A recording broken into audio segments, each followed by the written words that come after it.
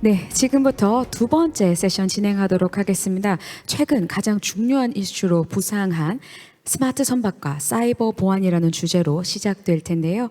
다시 한번 감사 인사 드리고 싶습니다. 수많은 행사를 진행하며 마지막 패널까지 남아서 이 자리를 빛내주시는 분들이 계신데요. 지금 여기 현장에서 끝까지 코마린 컨퍼런스와 함께 해주시는 귀빈 여러분들과 또 현재 줌 온라인 생중계에도 여전히 220분 가깝게 함께 하고 계십니다. 다시 한번 코마린 컨퍼런스를 빛내주신 분들께 감사드리고 싶습니다. 본 세션은 네 분의 연사가 모두 발표 후 패널 토론이 진행됩니다.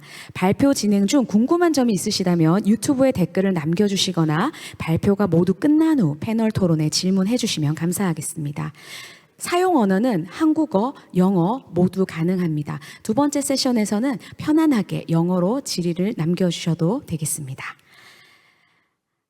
네, 두 번째 세션, 첫 번째 순서입니다. 고려대학교 법학전문대학원 김인현 교수님을 모시겠습니다. 교수님께서 발표해 주실 주제는 사이버 보안과 해상법입니다. 큰 박수로 맞이해 주시기 바랍니다.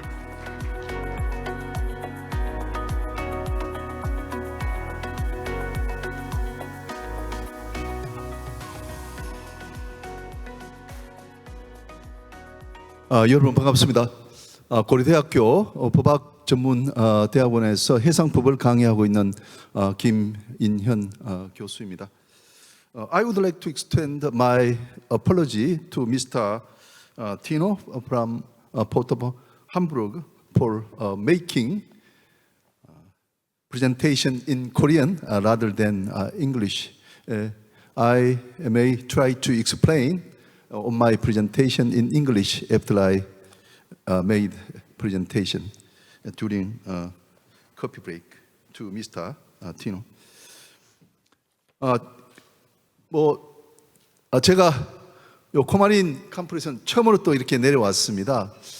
서울대학교 조선공학과 대학원에 가서 제가 한 박사과정생들 또 교수님들 상대로 조선업과 해상법 해서 발표를 한 적이 있습니다. 그랬더니 그때 이제 그 교수님들이 이 조선과학 했었는데 해상법을 들어보긴 처음이다. 조선업과 관련된 법학 이야기 들은 건 처음이다 이렇게 말씀하셨는데 오늘도 아마 그럴 수가 있겠다는 제 생각이 듭니다.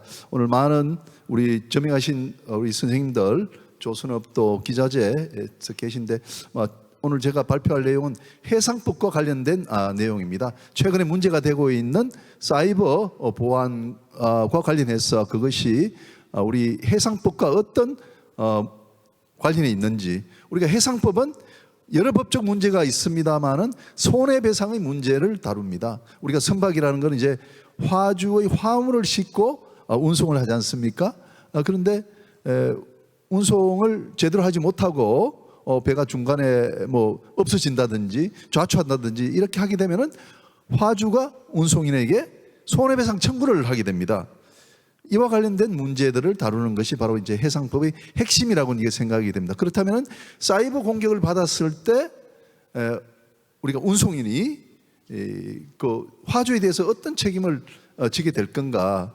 그런 또 책임을 지지 않으려면 어떻게 해야 될 건가 하는 것이 이제 오늘 제 말씀의 핵심이 되겠습니다. 시작해 보겠습니다.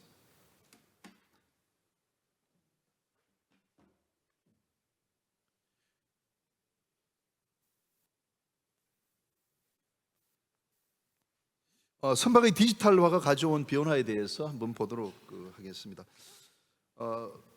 우리 고려대학에도 정보보호대학원 대단히 잘합니다. 그 정보보호대학원에 있는 교수님들도 이제 선박 또 군함에 대한 요 사이버 시큐리티 이렇게 하시는데 그분들의 이제 설명입니다. 이동훈 교수님 설명인데 지금 이제 인터넷과 선박에 있는 많은 기기들이 다 연결이 됐다 이거죠. 그래서 선박 인터넷 연결 비율이 92.3%라고 합니다. 제어 시스템은 14.3%고 선교 PC 연결이 36.4% 그럽니다. 저희들이 1980년대, 90년대 배 탈 때만 하더라도 이런 것들이 없었기 때문에 사이버 공격이라는 것은 사실 생각할 수도 없었는데 지금은 이제 92.3% 인터넷 연결이 되니까 바로 인터넷을 타고 들어와 가지고 이제 공격이 사이버 공격이 일어나게 됐다는 거죠. 그래서 IT 장비, OT 장비들이 또 많이 있고 이것이 인터넷과 연결이 되고 공격의 대상이 된다는 겁니다. 해양 사이버 공격 그 사례가 있습니다. 2021년, 2022년 또 있고요. 오늘 조금 전에 함부르크 그 항만에서 오신 분들하고도 이야기했습니다만 한 4년 전에 나고야 항도 큰 공격을 받아가지고 어려운 점이 있었습니다. 오늘 주제는 이제 선박이기 때문에 뭐 항만의 이야기는 하지 않습니다만은 항만도 마찬가지 사정이다 이렇게 생각이 듭니다.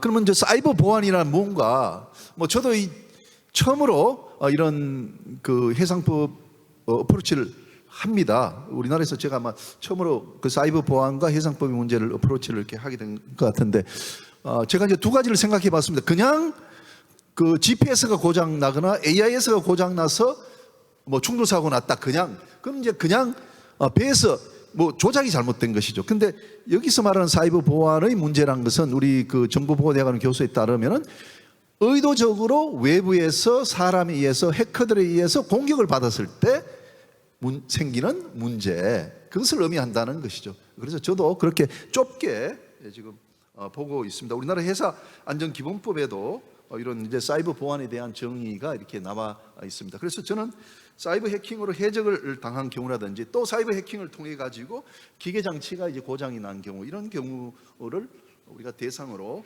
지금 설명을 하고 있는 것이다라고 말씀을 드립니다. 그래서 손해배상이 문제가 생길 때 어떻게 할 거냐 하는 문제를 다룹니다. 사이버 보안이 잘못되어 가지고 손해배상이 생기면 어떻게 할 거냐?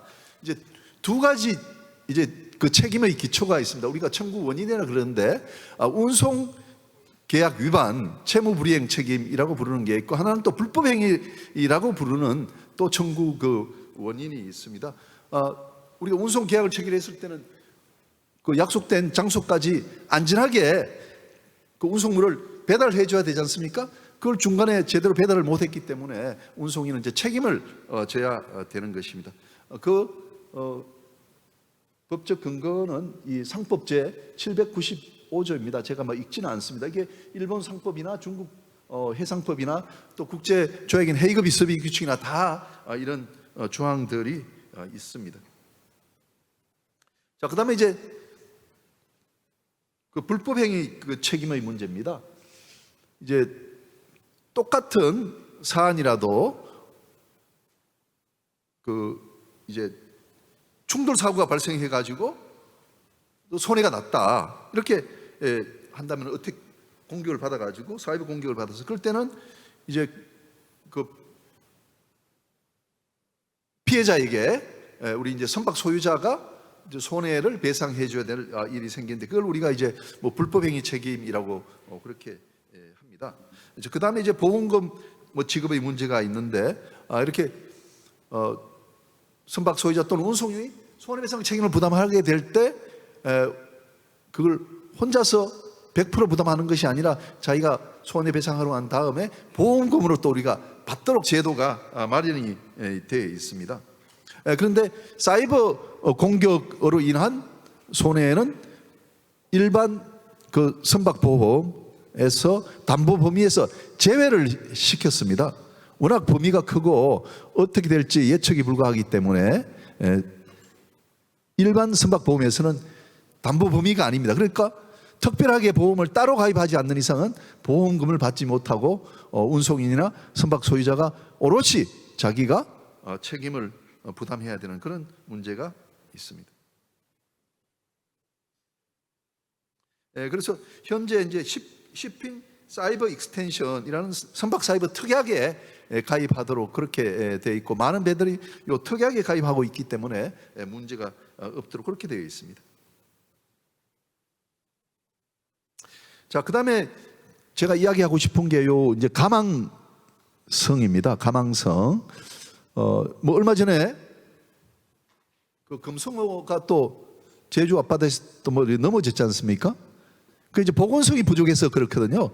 배가 밑바닥에 무게가 있으면은 기울어져도 제대로 돌아오는데 돌아오지 못했어요. 제대로 돌아오는 경사졌을 때 제대로 돌아오는 힘을 우리가 보건성이라고 이야기를 합니다. 그 보건성도 가망성의 하나에 속합니다. 그러니까 배가 출항하게 되면은 목적지까지 화물을 싣고 안전하게 도착할 수 있도록 성능이 갖춰져야 된다. 그 성능을 바로 우리는 가망성이라고 부르고, 그 가망성의 하나가 이제 보건성이라는 겁니다. 근데 이번에 금속호 같은 경우는 그런 보건성, 가망성이 갖춰지지 않기 때문에 배가 뒤집어졌다, 이렇게 이제 보는 겁니다. 그런데 이 가망성은 현재는 출항할 때만 갖추면 됩니다. 아주 옛날 1920년대 우리가 조약을 만들었기 때문에 그렇습니다. 이거 반드시 좀 기억을 해주시면 좋겠습니다. 지금 현재 운송인이 화물을 싣고 떠날 때 가망성을 갖춰야 되는데, 그 가망성은 떠날 때만 갖추면 됩니다. 떠날 때. 항해 중에는 그 갖추지 않아도 되는 거예요. 항해 중에는 떠날 때만 주의 의무를 다해, 갖추려고 주의 의무를 다했다, 그만 입증이 되면 되는 것이죠. 상법 제 794조에 이제 그런 내용이 나와 있습니다. 예를 들어서 우리가 선원이 20명이 타고 있어야 되는데 그 선원이 항해사가 타지 않았어요. 항해사가 타지 않아 가지고 가다가 충돌 사고가 났어요. 그럼 항해사는 그 충돌과 연결이 되지 않습니까? 항해 당직을 쓰니까. 그래서 손해배상의 문제가 생기면은 이 배는 가망성을 갖추지 못했다, 선원이 제대로 타고 있지 않았기 때문에, 가망성을 갖추지 못했기 때문에 이 794조 2에서 손해배상 책임을 운송인이 부담해야 됩니다. 자, 그러면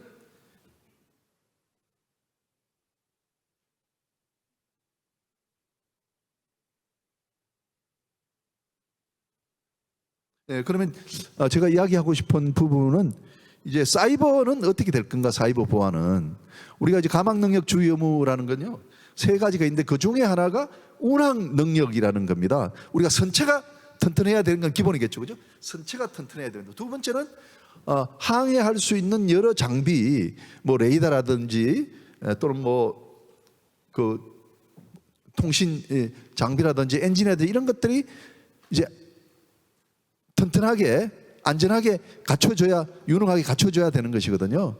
그럼 지금까지는 사이버 보안이 가망성의 요소가 아니었습니다. 지금까지는.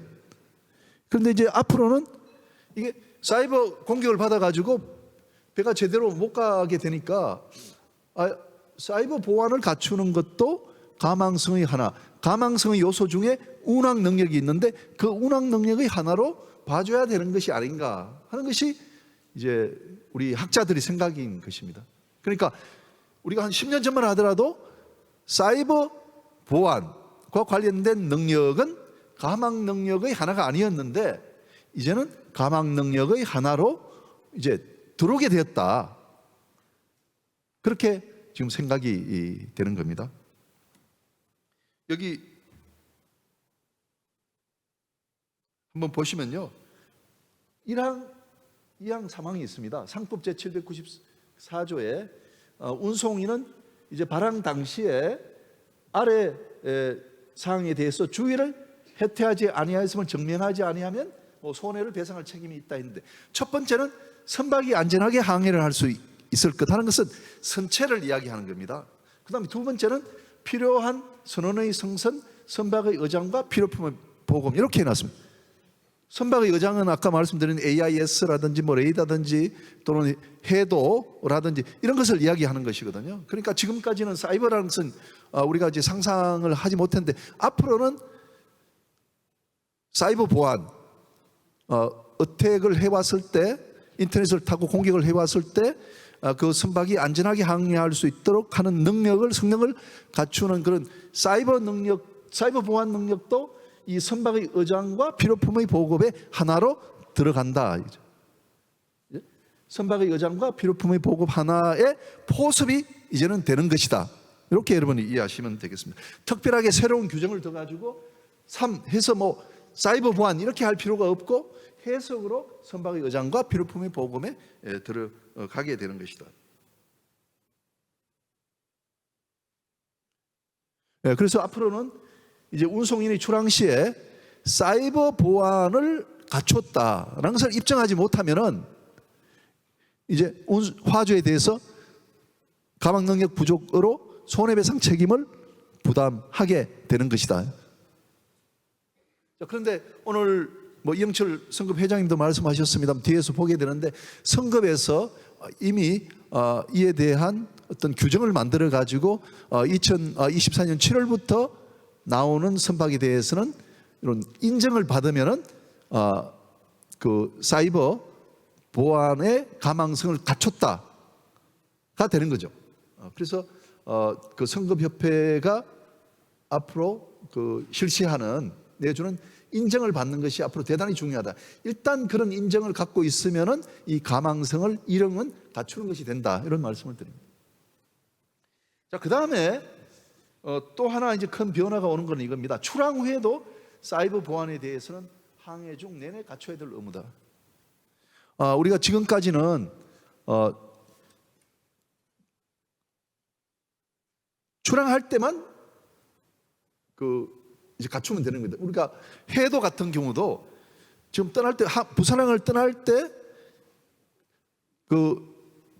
새롭게 나와 있지 않는 해도라면 출항 때 그 현재 있는 해도만 실어주면 되는데 뭐 열흘 뒤에 또 새로운 해도가 나왔다 하더라도 그건 안 실어줘도 가망 능력 부족에 문제가 없어요. 가망 능력이 문제가 없는데 이 앞으로 사이버 보안은 시시각각에 일어나는 것이기 때문에 항해 내내 운송인이 갖춰야 될 의무가 돼야 된다라는 것이 저희 생각입니다.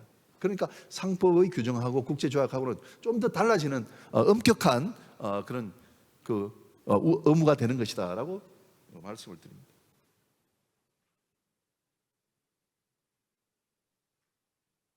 자, 그 다음에 이렇게 사이버 보안과 관련해서 이제 문제가 생겼을 때 운송인이 과연 면책이 되는지 책임을 안 지게 되는지에 대한 이야기를 한번 해보도록 하겠습니다. 운송인은 이제 책임을 지지 않는 제도들을 우리가 많이 가지고 있습니다.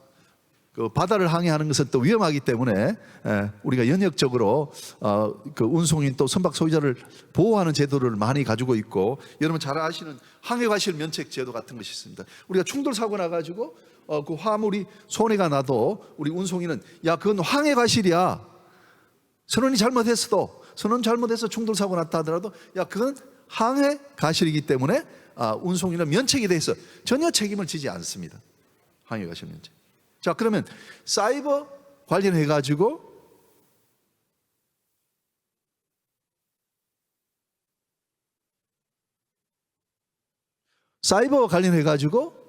뭐 공격을 받았는데 뭐 AIS 뭐 잘못 GPS 잘못돼 가지고 선박 충돌 사고 났어요.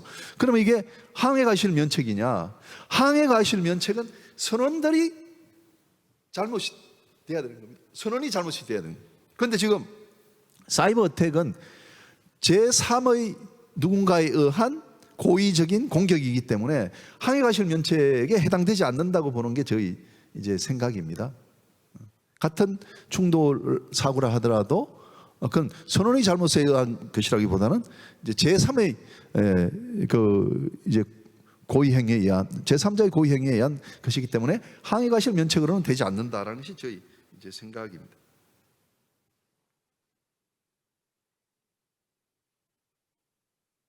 자, 그 다음에 이제 또 생각해 볼 수 있는 게 입증 책임이 이제 전환된 그런 또 면책 제도라는 것이 있습니다. 우리가 이제 운송인이 화물을 싣고 가다가 해적을 당했어요. 해적을 당해서 소말리아에 갔어요. 그럼 소말리아에 가면은 이게 뭐 한 달이고 두 달이고 배의 행방을 모르고 또 찾아올 수 없기 때문에 화주로서는 큰 손해를 입게 되지 않습니까? 그때 이제 운송인이 그 화물 소유자에 대해서 손해배상을 다 해줘야 되느냐? 그게 아니에요. 우리 상법 제796조에 이건 이제 운송인이 통제불능이라는 거죠. 운송인이 통제불능의 그 상황이었기 때문에 면책의 여지를 우리가 주고 있습니다. 조금 이제 어려운 이야기인데 잘못에 대한 입증 책임을 화주가 부담하는 형태로 면책이 되도록 그렇게 되어 있습니다. 그래서 일종의 면책 제도라고 제가 간단히 설명하고 넘어가겠습니다. 자, 그러면 사이버 공격받은 것도 해적 행위나 그 밖에 이에 준한 행위로 볼 수 있을 것인가 하는 것이 하나의 이슈입니다. 제가 생각할 때도 그 해커에 의해서 사이버 공격을 받았다면은 해적 행위에 준하는 행위가 아니냐. 해적 행위나 그 밖에 이에 준한 행위라고 되어 있기 때문에 우리가 특별히 개정해 가지고 넣지 않더라도 저 문구에 해당이 되기 때문에 우리가 면책이 될 수 있다, 이렇게 그 생각이 듭니다. 자, 요약해서 말씀드리자면은 사이버 공격을 받아 가지고 화물에 손해가 생겼다면은 우리 운송인은 항해 과실 면책, 그게 아니고 여기 796조에 있는 또 면책 제도, 해적 행위에 의한 손해로 운송인은 면책이 될 수 있다라고 결론을 내립니다. 자, 한 2분 동안 또 설명을 하겠습니다. 그래서 최근에 사이버 보안과 관련된 규칙입니다. 지금 말씀드린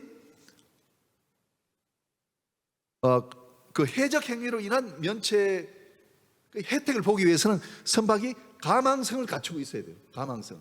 최소한 그 정도는 갖추고 있어야 우리 법이 보호해 주겠다는 것이거든요. 그러면 사이버 관련해서 우리가 어떻게 가망성을 갖추겠느냐 하는 것은 지금 아이모 가이드라인, 그 다음에 한국선거협회의 규정이다.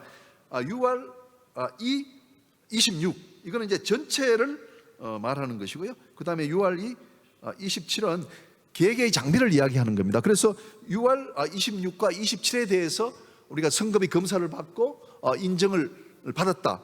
이 배는 그 사이버 보안과 관련된 가망성이 있다라는 인정을 갖고 있으면은 이런 우리가 가망성이 있는 것으로 되기 때문에 아까 말씀드린 면책의 혜택을 누릴 수 있다, 이렇게 보는 것입니다.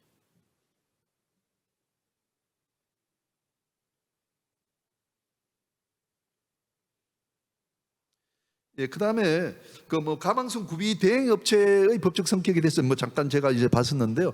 제가 우리 고려대학에서 이런 세미나에 이제 갔더니 지금 이제 모든 선박들이 이제 아까 UR 26 등등 그런 성급의 인정을 받아야 되지 않습니까? 앞으로 수많은 배들이 인정을 받아야 돼요. 근데 그게 굉장히 복잡하게 되어 있습니다. 근데 이걸 대행해 주는 업체들이 많이 생겼어요. 그래서 대행해 주는 새로운 비즈니스가 생겼더라고요. 그래서 여기에 대한 조금의 법적 어프로치를 해봤는데 시간상 넘어가도록 그렇게 하겠습니다. 그래서 결론적으로 한번 말씀을 드리면은 사이버 보안과 관련해서 이제는 워낙 엄중하기 때문에 우리가 선박이 그 사이버 관련되는 가망성을 갖춰야 된다. 그 가망성을 갖추는 것이 운송인이 화주에 대해서 책임을 지지 않는 첫 스텝이기 때문이다. 그래서 중요하다. 그래서 어떻게 할 거냐? 성급에서 이미 만들고 있는 인정을 받으면 된다. 그리고 그 성급의 인정뿐만 아니라 이제는 인적 가망성도 문제가 되기 때문에 그 사이버 공격을 받았을 때 어떻게 해야 된다. 우리가 인정을 받는 내용은 이겁니다. 사이버 공격을 받았을 때 현재 각종 기기의 성능이 80%는 그대로 작동되고 20%만 다운되는 거. 그 다음에 공격받았을 때 즉각 몇 초 내에 다른 그런 기구를 통해서 선박이 정상적으로 작동되도록 하는 상태를 만들어주는 것. 그게 바로 이제 사이버 보안과 관련된 가망성을 갖추는 방법이거든요. 그래서 이렇게 됐을 때 각 선원들이 이것을 어떻게 운용해서 재빨리 원상복귀 시키는가 하는 것도 이제 중요한 가망성의 요소가 되는 것이라고 생각을 합니다.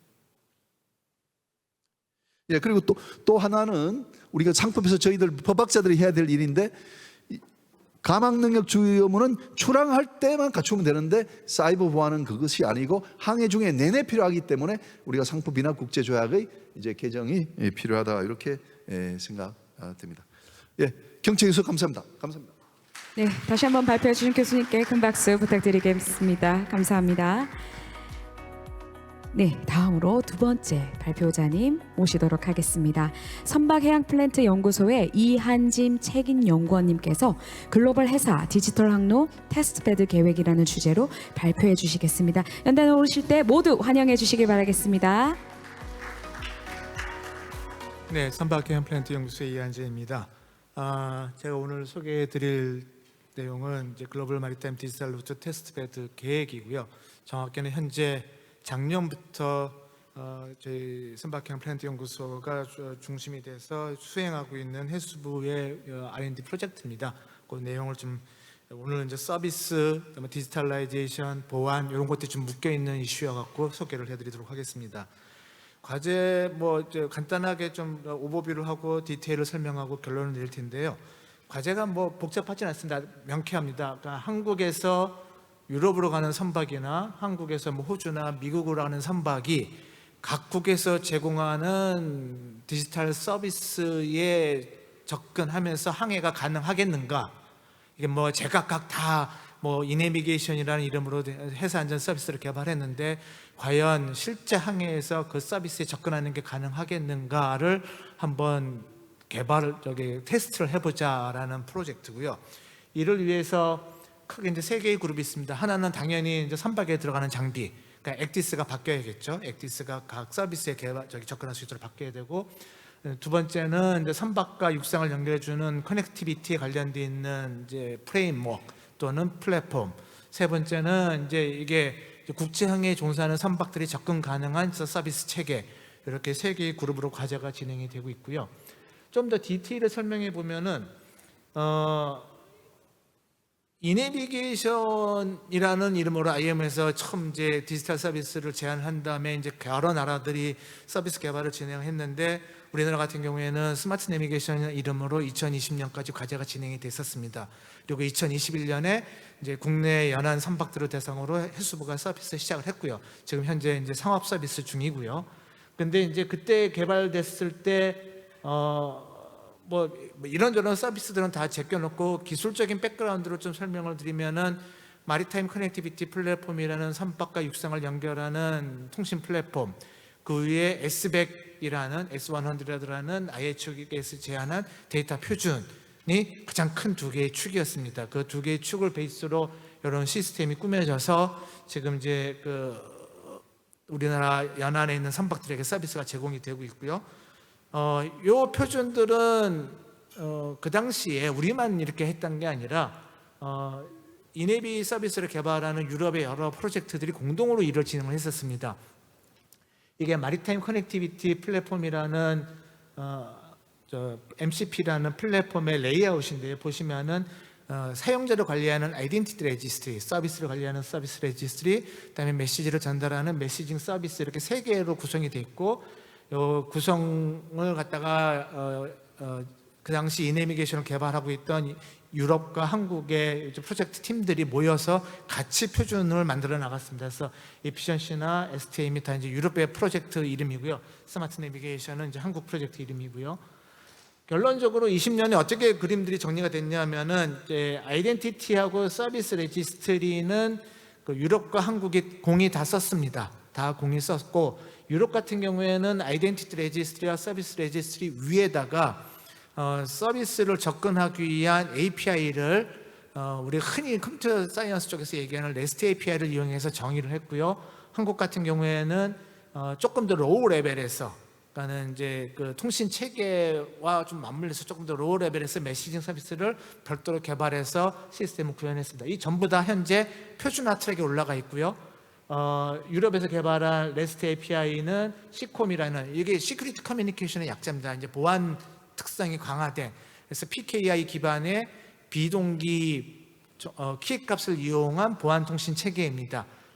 IEC에서 표준화가 됐고, MIR, MSR은 현재 IR에서 표준화 트랙에 올라가 있고, MMS는 RTCM에서 표준화 트랙에 올라가 있습니다. 이거 전체를 묶어서 조금 더 잘 오거나이즈해서 완전한 표준화를 만들고 테스트를 해보자라는 게 GMDRT 프로젝트의 타겟이고요.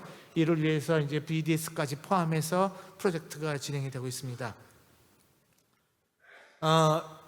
어떻게 프로젝트가 올라가더라도 결국은 이제 데이터들이 이제 표준화가 돼 있어야 되죠. 그 데이터 표준의 이제 키는 이제 IHO에서 지고 있는데, 현재 IHO에서 2026년까지 타겟으로 움직이는 게, 적어도 루트 모니터링에 관계되어 있는 데이터 표준들은 2026년에는 전부 다 오퍼레셔널에 들어가도록 하자. 그다음에 루트 플래닝에 관계되어 있는 것들은 핵심적인 것들은 적어도 2026년에 오퍼레이셔널에 들어가게 하자라고 IHO의 로드맵에 따라서 표준화가 지금 진행이 되고 있습니다. 그래서 24년, 25년까지는 거의 다 기본 표준화들이 끝날 걸로 생각하고요. 핵심적인 거는 이런 RTCM, IHO, IAR라의 활동들이 과연 다 하나로 모여서 국제적으로 모두가 다 받아들일 수 있겠느냐라는 이슈인데, 얘가 뭐하고 맞물려 있냐면은 선박에 올라가는 액티스 표준과 맞물려 있습니다. 이게 전부 다 해사 안전에 관계되어 있는 디지털 서비스인데, 그 서비스는 선박 입장에서는 액티스에서 받을 수밖에 없고요. 다행히 올해 MSC 회의에서 액티스 표준안에 대한 개정안이 통과가 됐습니다. 발효는 2029년 1월부터 발효가 되고요. 그래서 2029년 1월부터 선박에 탑재되는 액티스는 요 규정을 따라야 되는데, 그 규정의 한 파트만 제가 끌고 들어온 겁니다. 어떤 거냐면은 선박과 육상 간의 항로 교환이 일어나야 되는데, 그 항로 교환은 그 S421라는 IC 63173-1의 표준을 따라야 되고요. 그다음에 교환 프로토콜, 교환 절차는 앞에서 말씀드렸던 IC 63173-2 시콤 표준을 따라야 된다라고 액티스 그 표준 안에 들어가 버렸습니다. 그래서 결론적으로 선박에 들어가는 액티스는 S백 데이터를 베이스로 시콤 표준에 따라서 데이터를 교환해야 되고요. 시콤 표준은 아까 말씀드린 것처럼 MIR, 아이덴티티 레지스트리와 서비스 레지스트리를 백그라운드로 갖고 있는 PKI 비동기 체계의 보안 통신 체계입니다. 얘네들이 해상에서의 통신 환경에 적합하도록 움직이기 위해서 로우 레이어에서, 로우 레벨에서 서포팅하는 게 마리타임 메시징 서비스예요. 전체가 하나의 아키텍처 안에 다 들어와서, 구조 안에 들어와서 표준화 트랙에 올라가게 됐습니다. 현재 과제에서는 이제 크게 세 개의 그룹이 되어 있다고 아까 말씀드린 첫 번째 그룹이 이런 S백 베이스의 액티스를 만드는 작업을 하고 있습니다. 테스트를 하려면 액티스가 있어야 되니까는 S백 베이스 액티스를 만드는 작업을 하고 있고, 두 번째는 아까 말씀드렸던 그 커넥티비티 플랫폼, 그 중에서도 해상에서의 통신 체계를 서포팅하는, 그러니까 위로는 시콤을 지원하고 아래로는 위성통신이나 VDS나 여러 통신 체계를 커버하는 중간자로서의 메시징 서비스 체계가 이제 두 번째 그룹에서 일어나고 있고요. 세 번째 그룹에서는 현재 우리 한국의 스마트 내비게이션에서 개발한 서비스들을 요 바뀐 표준, 그러니까 표준들이 조금씩 바뀌었으니까 바뀐 표준에 맞춰서 다 업데이트하는 작업을 이제 세 번째에서 이제 진행을 하고 있습니다. 상세한 내용들은 이제 시간 관계상 여기서 다 설명드리기는 어려울 것 같고요. 여기 이제 서비스가 이미 어느 정도 지금 올해 첫 번째 테이블에 있는 거는 저희가 이제 올해 작업하고 있는 거고, 두 번째 테이블은 이제 내년에 작업하려고 잡아놓은 것들이고요. 보시면은 어떤 이제 서비스 네임이 있고, 이게 이제 어떤 데이터 표준들을 활용한다라는 내용이고요. 주로 해사 안전에 관계되어 있는 것, 그러니까는 VTSS 트래픽 클리어런스나 내비게이셔널 워닝이나 또는 기상 정보 같은 아주 기초적인 정보들에 대한 서비스들이 먼저 지금 개발이 진행이 되고 있습니다. 이게 이제 앞에서 처음 이제 보여드렸던 이제 스마트 내비게이션의 이제 한국에서 개발한 이 내비게이션 체계 구조인데요. 보시면은 MCP라든지 마리타임 커넥티비티 플랫폼이라든지 S백이라는 이름으로 구성이 되어 있었는데, 이게 이제 GMDRT 프로젝트에서는 이런 식으로 시콤 API를 중간에 놓고 그 위에 이제 시콤 API를 커버하는 MCP 레이어가 들어가고 이제 S백 데이터가 움직이는 형태로 조금 이제 구조가 바뀌게 됩니다. 이게 이제 프로젝트 내에서 이제 움직이고 있는 내용이고요.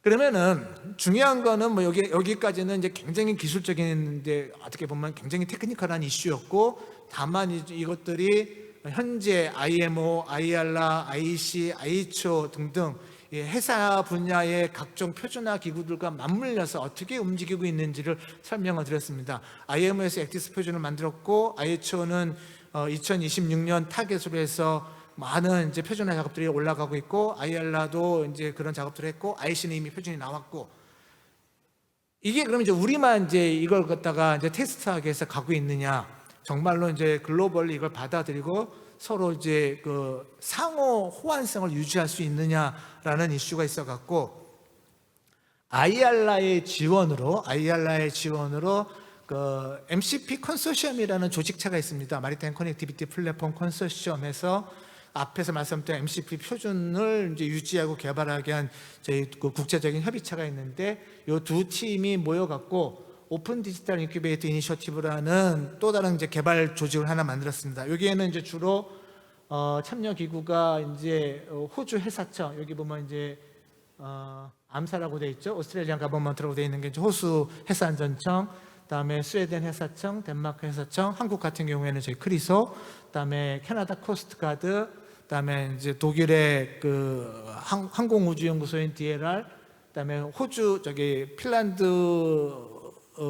이제 그 저기 교통공사인 핀트래픽 등등 그 쉽게 얘기해서 해사 안전 분야의 관할 당국들이 모여갖고 기본적인 것들, 그 내비게이션 워닝에 관계되어 있는 거, 그다음에 이제 항로 표지에 관계되어 있는 거, 그다음에 VTS 트래픽 그 입출항 절차에 관계되어 있는 것들은 같이 개발하고 같이 테스트를 하자를 해갖고 이게 작년 말부터 이 ODI가 돌기 시작해서 지금 올해 계속 일을 같이 하고 있습니다. 그래서 보시면은 그 개발 정보를 공유하고 서로 상호 테스트를 하고 이제 호환성을 확보하는 형태로 이제 일이 진행이 되고 있고요.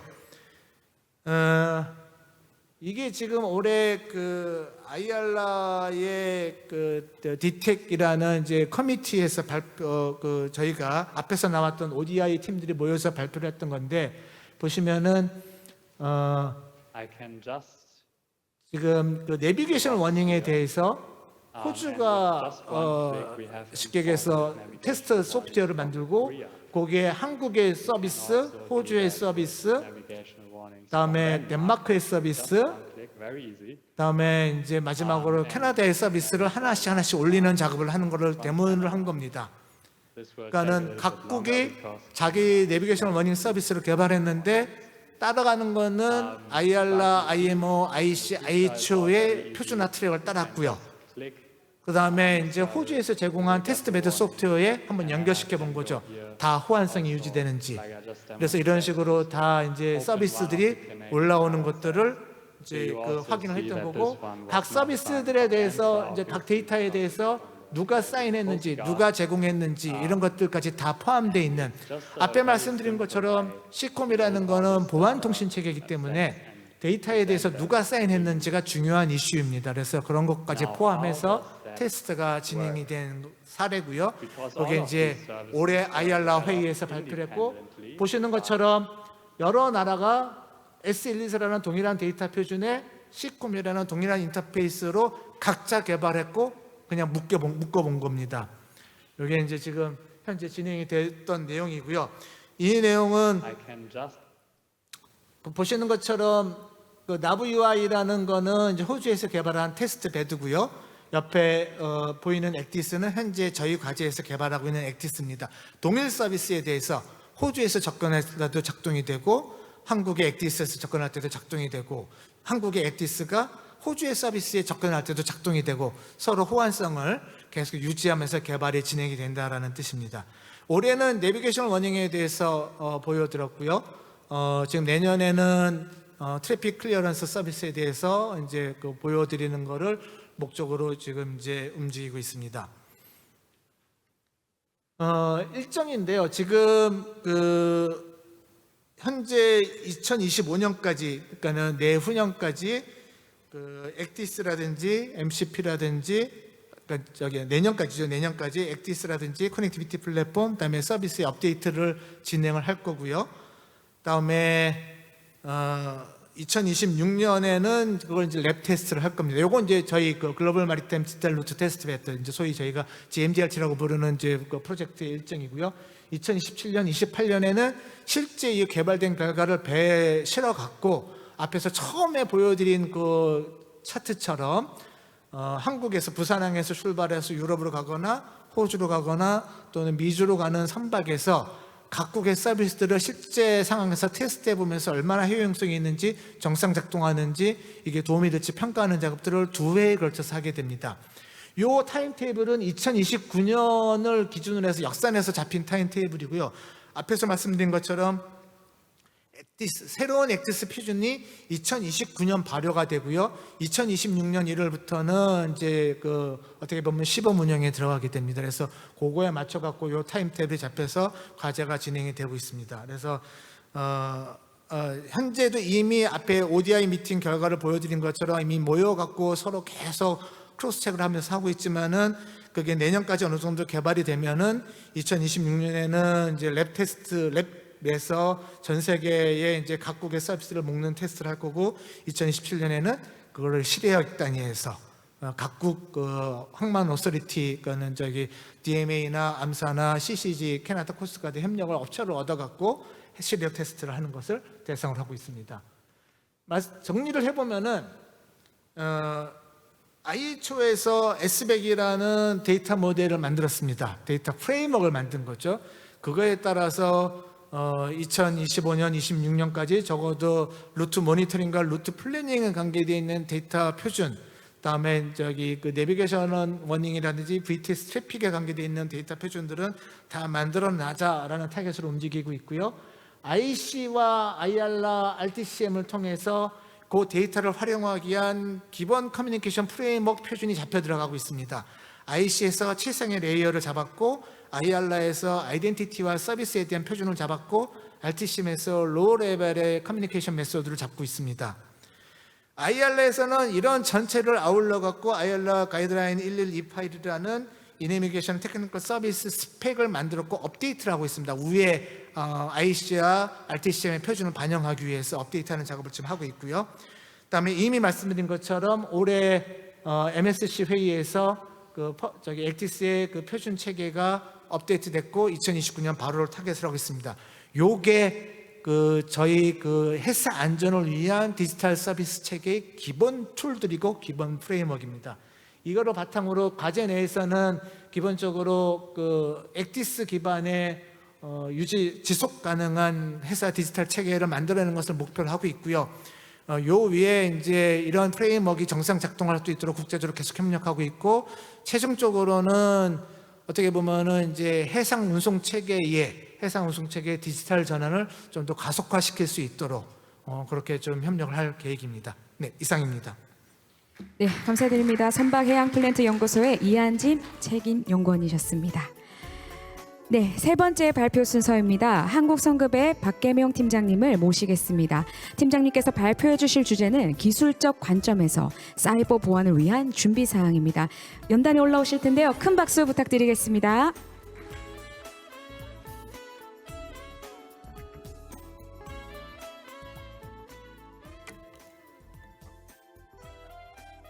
예, 안녕하십니까. 한국성급 박계명입니다. 예, 봄에도 사이버 보안에서 발표를 했고요. 이번에도 발표를 하게 됐습니다.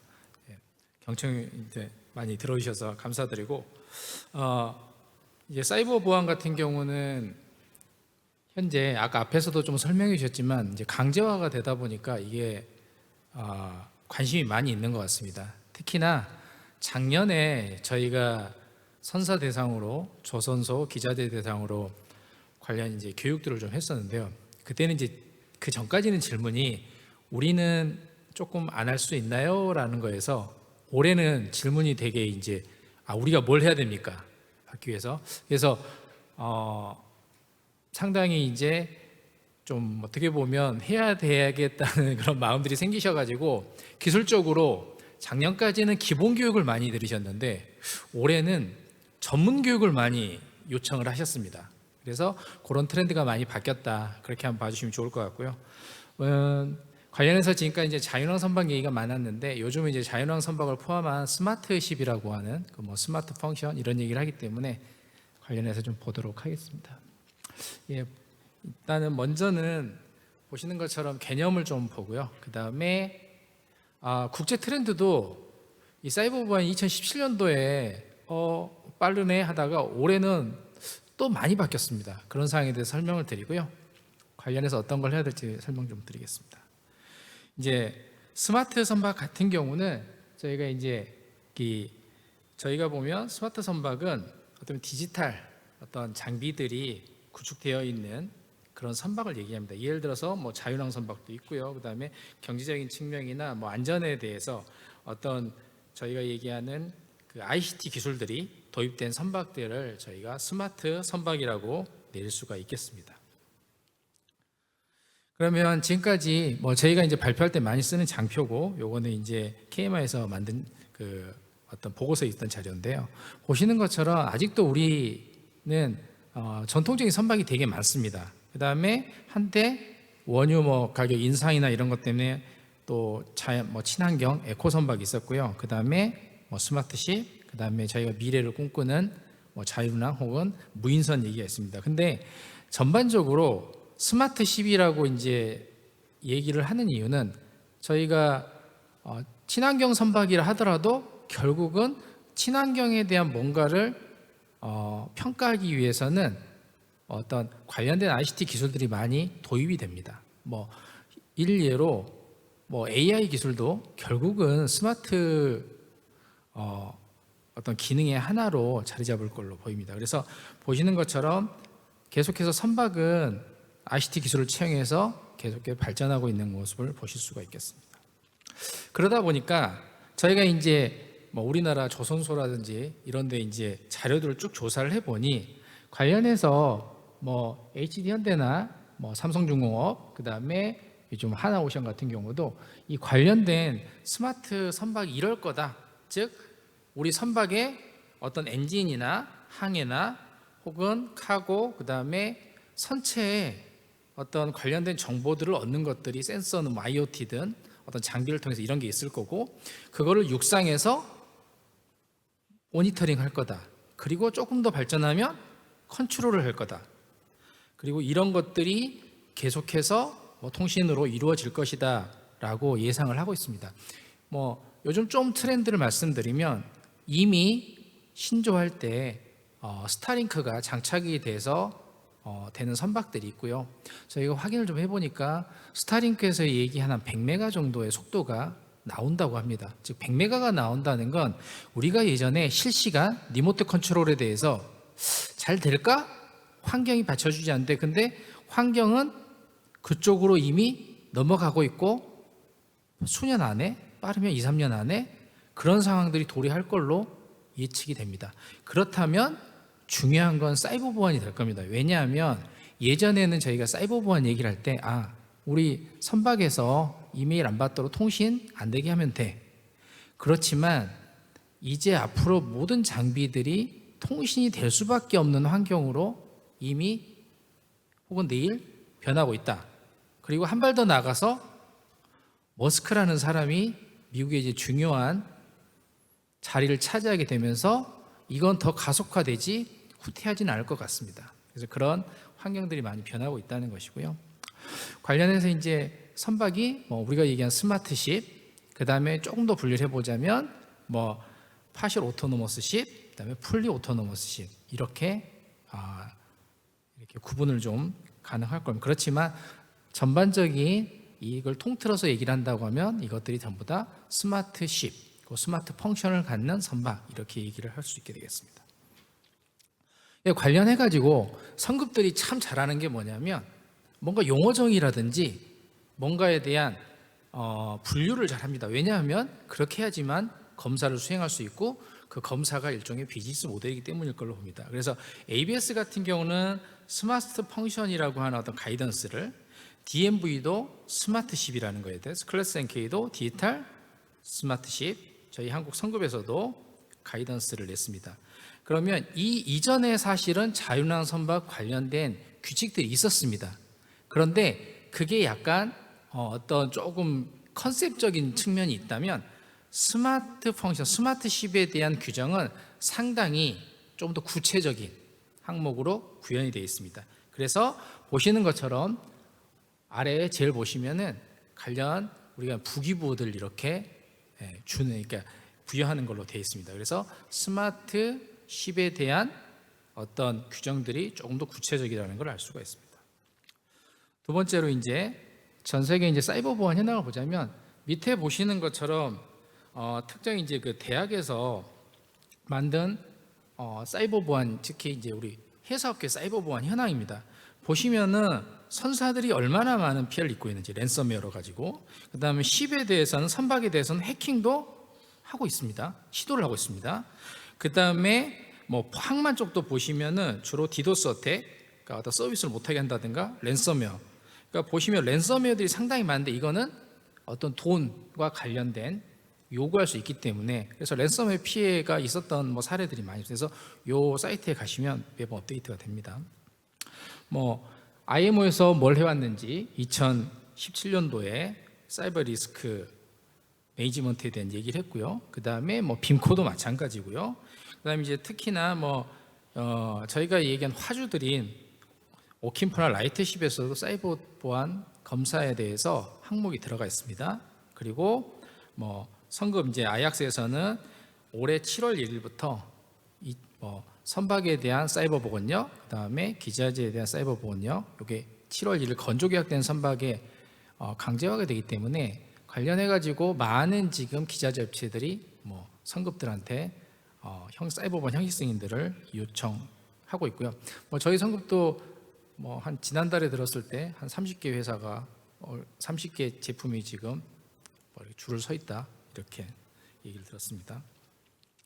관련해서 이제 IMO 관련된 사항은 많이들 아시기 때문에 뭐 사이버 리스크 매니지먼트를 해라 이렇게 되는데 여기서 사이버 보안이 사이버 리스크지 않습니까? 그러니까 사이버 리스크는 보안에 대한 측면도 있지만 어떤 그 의도치 않은 사이버 또 어떤 사고라고 하기 그렇고 이제 의도치 않은 것들이 있습니다. 그런 것도 다 매니지먼트를 해야 되는 것입니다.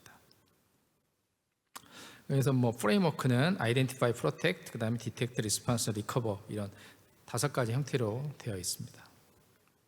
관련해서 이제 조금 더 이제 말씀드리고 싶은 거는 성급적인 측면에서 이제 URE 26하고 URE 27에 관련된 사항인데요. URE 26, 27에 관련된 사항은 저희 한국성급도 사이버 보건력에 대한 규칙이 지금 저희 규칙에 지금 되어 있습니다. 그래서 이 내용들을 보시면 한글로도 충분히 이해하실 수가 있게 되었고요.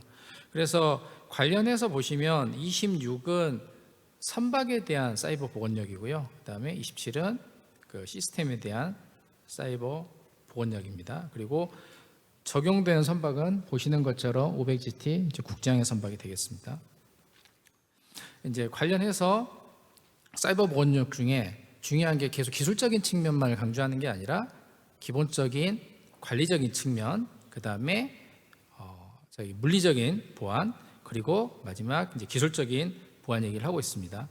보시는 것처럼 관리적인 보안과 물리적인 보안은 주로 선박 관리사가 책임을 져야 되는 오퍼레이션 중에 책임을 져야 되는 형태고요. 관련해서 시스템적인 측면은 보시는 것처럼 조선소하고 그다음에 기자재 업체 쪽에서 이 부분을 좀 담당을 해야 되게 분류되어 있습니다. 그렇지만 선박을 운항함에 있어서 어떤 시스템이 변경이 되거나 이랬을 때는 마찬가지로 선사에서도 그거에 대해서 리스크 평가를 하고 관리를 해야 되는 것은 사실입니다. 그래서 처음 선박이 지어졌을 때의 분류이지만 선박을 운항했을 때 어떤 게 변경되거나 이런 사항은 당연히 이제 선사에서 관리를 해야 되겠습니다. 이걸 조금 더 이제 26을 상세하게 들여다보면 첫 번째 중요한 게 저희가 아이덴티파이를 하려면 어떤 대상이 우리가 사이버 보안을 할 대상인가를 먼저 식별을 해야 됩니다. 그래서 아이덴티파이를 하기 위해 하는 방법은 결국은 선박에 설치되는 장비들에 대해서 어떤 항목이니 도큐먼트라고 되어 있지만 결국은 도큐먼트와 우리가 얘기한 네트워크 다이어그램 이런 것들이 필요합니다. 그리고 프로텍트는 보호를 하기 위해서 어떤 정책을 가지고 있느냐. 그래서 26에서는 각 존을 선박에 존을 나누면 그 존별로 보안을 어떻게 할 건지에 대한 컨피그레이션을 하도록 되어 있습니다. 그러면 당연히 위에 들어가 있는 인벤토리 리스트에 있는 것들이 어떤 형태로 프로텍트에 될지 한 보안 측면에 대한 어떤 방안을 마련을 해서 제출을 해야 되고요. 그 다음에 디텍트는 결국은 현재가 아닌 실시간으로 어느 정도 디텍트가 돼야 되기 때문에 이걸 어떻게 할 거냐 이런 항목들을 예를 들어서 관련된 장비를 설치할 거냐 아니면 어떻게 모니터링 할 거냐 거기에 대한 대안을 마련해야 되고요. 그 다음에 중요한 게 갑작스럽게 사고가 났을 때 어떻게 계획을 세울 건지 그리고 그 사고 후에 어떻게 복구를 할 건지. 그러니까 예전에는 우리가 시스템이 잘못되면 복구 계획이 있었을 겁니다. 장비나 선박에, 그렇지만 그게 아니라 사이버 보안적인 측면에서의 복구 계획이 필요하게 되겠습니다. 그래서 예를 하나 들자면 랜섬웨어가 식별이 됐습니다. 그런데 그 랜섬웨어를 원래 그 감염이 된 PC부터 시작해 그 존에 있는 것들을 전체를 어떻게 할지 계획을 수립을 해야지 해당 내 장비만 한다고 해서 사이버 보안에 대한 리커버리가 완료됐다고 볼 수는 없습니다. 그리고 요게 이제 26에 나와 있는 제출해야 될 문서인데요. 아까도 이제 앞에 부분 설명드렸지만 보시는 것처럼 조선소에서 건조 단계에 나와야 될 거하고 오퍼레이션 쪽에서 지금 선사에서 나와야 될 걸 보시면 선사에서 지금 해야 될 것들이 상당히 꽤 있습니다. 보시는 것처럼 변경 관리 부분, 그리고 우리가 사용하는 장비들이 소프트웨어가 업그레이드가 됩니다. 이런 부분들이 전부 다 관리가 돼야 됩니다. 그렇기 때문에 이 사항들이 사전에 준비가 되어야 됩니다. 근데 저희가 보면 HMM이라든지 또 SK 해운이나 이런 이제 우리가 알고 있는 좀 대형 선사들은 준비를 많이 해놨습니다. 그래서 그것들을 잘 준비를 할 수 있도록 해야 되고요. 요게 이제 결국은 요 준비된 사항들이 앞에 부분에 있는 장비와 연결이 돼야 되는 거. 요게 이제 현재 선사들이 지금 조선소하고 조선소 얘기를 한다든가 이런 것들이 저희 교육을 통해서 혹은 어떤 전문 간담회를 통해서 보면 그런 부분이 필요하고 식별이 돼서 아마 준비를 지금 잘 하고 계신 걸로 알고 있습니다. 그러면 이제 제가 얘기하는 이제 우리 스마트 선박에서는 어떤 것들이 필요한가 보시면 일단 현재 스마트 선박이든 현재 이제 장비들이 ICT에 스마트화 됐기 때문에 기본적으로 저희가 보면 OT 시스템이지 않습니까? OT 시스템에 대한 어떤 사이버 펑션에 대해서 저희가 형식 승인을 받으면 좋을 것 같습니다. 좋은 게 아니라 이제 의무사항이 됐죠. 그러면 이 형식 승인을 받을 때 항목들이 쭉 나와 있는데요. 중요한 게 스마트 펑션이라면 자체 선박에만 사이버 보안이 필요한 게 아니라 보통 육상에도 정보를 주는 체계가 되어 있습니다. 그러면 육상에서 선박 입장에서 보면 육상 네트워크는 믿을만하지 않는 애입니다. 그러면 보안이 더 추가적인 사항도 있습니다. 그래서 그런 보안을 어떻게 할 것인가 이런 거에 대해서 좀 고민을 해야 되고요. 그리고 관련해서 쭉 이렇게 OTC 어떻게 매니지가 될 건지에 대한 이런 어센 리스트를 작성을 해야 됩니다.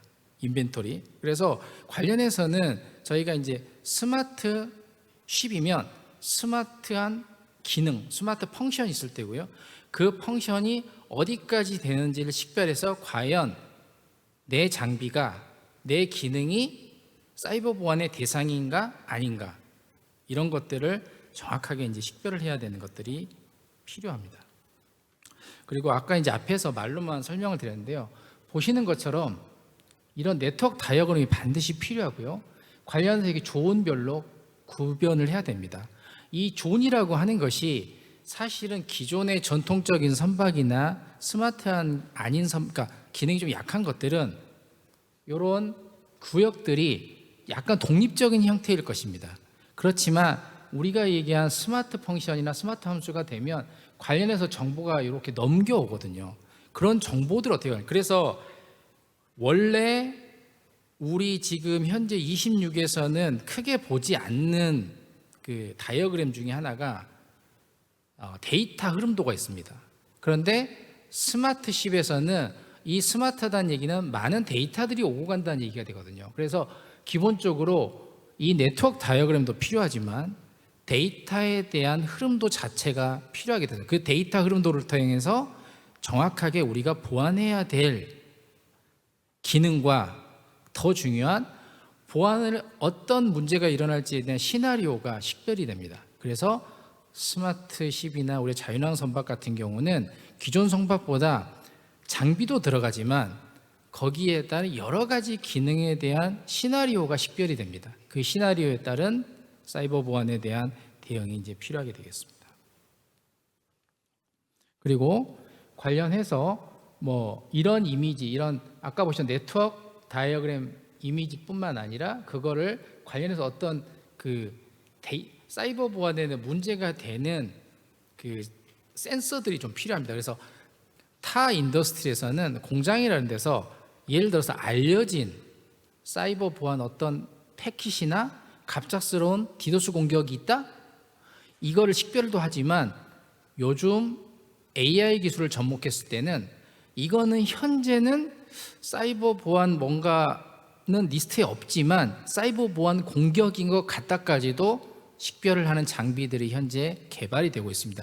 그러한 것들을 여기 보시는 이런데 모니터링할 수 있는 시스템이 식별이 되어야 할 것 같습니다. 그리고 관련해서 그런 장비들을 저희가 시험하고 이렇게 특정 장비에서 디도스 공격이 뭐 감염이 된다든가 감지가 나 이런 것들을 식별할 수 있는 이런 기능들이 스마트 선박에서는 다 테스트가 돼야 됩니다. 예.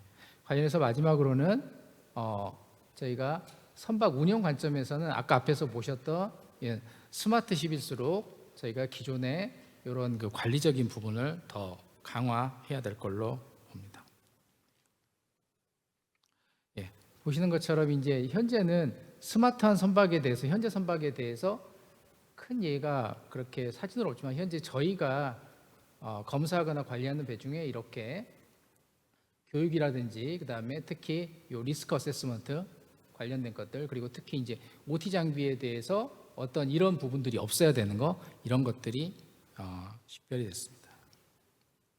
그리고 보시는 것처럼 뭐 저희 한국 선급에도 있지만 이 스마트한 그 스마트 인프라로 스마트 관련된 펑션들에 대해서 어떻게 사이버 보안을 할 건지 구체적으로 명시는 되어 있지 않습니다. 그래서 이거를 보통 리스크 평가를 통해서 어디까지 할지가 정해지는데 그 리스크 평가의 베이스가 되는 것들이 앞에서 말씀드렸던 네트워크 다이어그램 그리고 데이터 다이어그램 플로우, 데이터 플로우 이런 것들이 되겠습니다.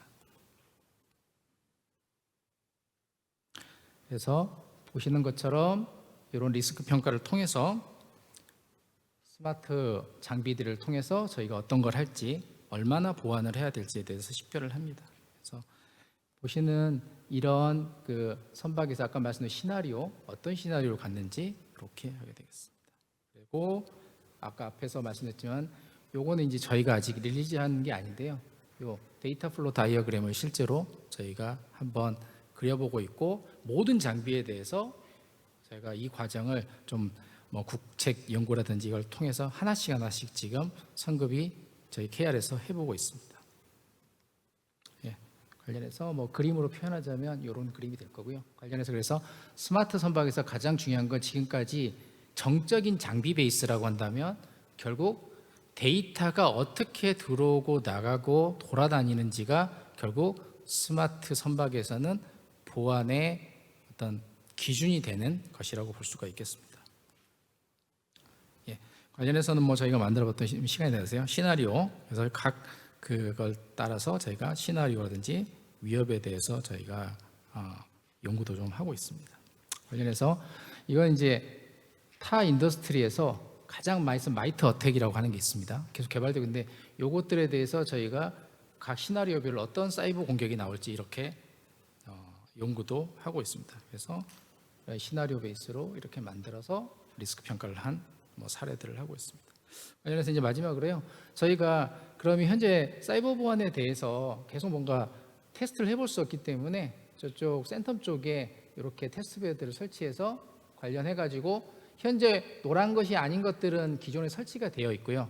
내년에는 이게 설치가 되고 현재는 엑기스하고 IAS 시스템이 돼서 저희가 테스트를 해보고 있습니다. 관련해서는 기자 잡지나 혹은 학교나 이런 데서 관심이 있으시면 저희한테 연락을 주시면 관련 그 장비들에 대해서 사이버 보안 테스트를 하실 수가 있습니다.